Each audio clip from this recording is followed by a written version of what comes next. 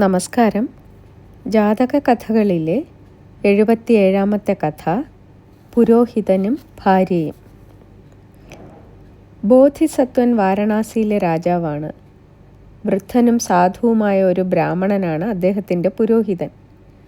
പുരോഹിതൻ്റെ ഭാര്യ കുബുദ്ധിയായ ഒരു വൃദ്ധയാണ്. തരം കിട്ടുമ്പോഴെല്ലാം അവൾ ഭർത്താവിനെ അവഹേളിക്കും.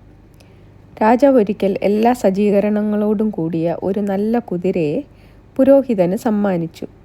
അലങ്കരിച്ച ആ കുതിരയെ കണ്ട എല്ലാവരും അതിനെ പ്രശംസിച്ചു. എന്തു നല്ല കുതിര, എന്തു ഭംഗി! പുരോഹിതൻ വീട്ടിലെത്തി. അയാൾ ഭാര്യയോട് പറഞ്ഞു, നമ്മുടെ കുതിര എന്ത് ഭംഗിയാണ്! വഴിയിൽ കണ്ടവരെല്ലാം അതിനെ പുകഴ്ത്തുകയായിരുന്നു. ഇത് കേട്ടപ്പോൾ അവൾ വിചാരിച്ചു, ഇയാളെ വിഡ്ഢിയാക്കാൻ ഇത് തന്നെ അവസരം. അവൾ പറഞ്ഞു, നിങ്ങൾക്കെന്തറിയാം? കുതിരയ്ക്കല്ല ഭംഗി, അതിൻ്റെ അലങ്കാരങ്ങൾക്കാണ്. അതുകൊണ്ട് കുതിരയുടെ അലങ്കാരക്കോപ്പുകളെല്ലാം എടുത്ത് അണിഞ്ഞാൽ നിങ്ങൾക്ക് നല്ല ഭംഗിയുണ്ടാവും.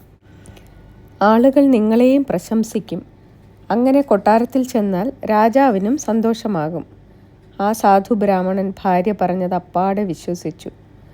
അയാൾ കുതിരയുടെ അലങ്കാരങ്ങൾ അഴിച്ചെടുത്ത് അത് ധരിച്ചുകൊണ്ട് കൊട്ടാരത്തിലേക്ക് പോയി. തെരുവിൽ വെച്ച് അയാളുടെ വേഷം കണ്ട് ആളുകൾ കളിയാക്കി. അവർ കൂവി വിളിച്ചു. കൊട്ടാരത്തിൽ ചെന്നപ്പോൾ പുരോഹിതൻ്റെ വേഷം കണ്ട് രാജാവിനും നാണക്കേട് തോന്നി. ഗുരു, എന്താണിത്? രാജാവ് ചോദിച്ചു. അങ്ങയ്ക്ക് ഭ്രാന്തുണ്ടോ കുതിരയുടെ അലങ്കാരങ്ങളെടുത്ത് അണിയാൻ? നാണം കെട്ട പുരോഹിതൻ തലയും താഴ്ത്തി തിരിച്ചു പോന്നു.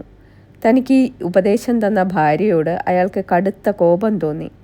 അയാൾ സ്വയം പറഞ്ഞു, ഞാനങ്ങ് ചെല്ലട്ടെ, അവളെ ഇന്ന് തന്നെ വീടിന് പുറത്താക്കുന്നുണ്ട്.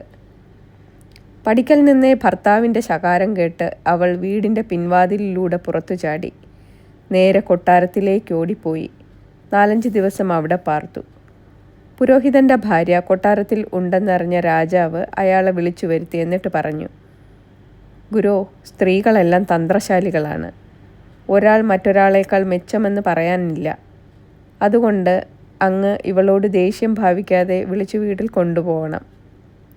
പ്രഭോ, മറ്റെന്തും സഹിക്കാം, പക്ഷേ സ്വന്തം ഭർത്താവിനെ മറ്റുള്ളവരുടെ മുമ്പിൽ വിഡ്ഢിയാക്കുന്നവളെ ഇനി കൂടെ താമസിപ്പിക്കാനാവില്ല.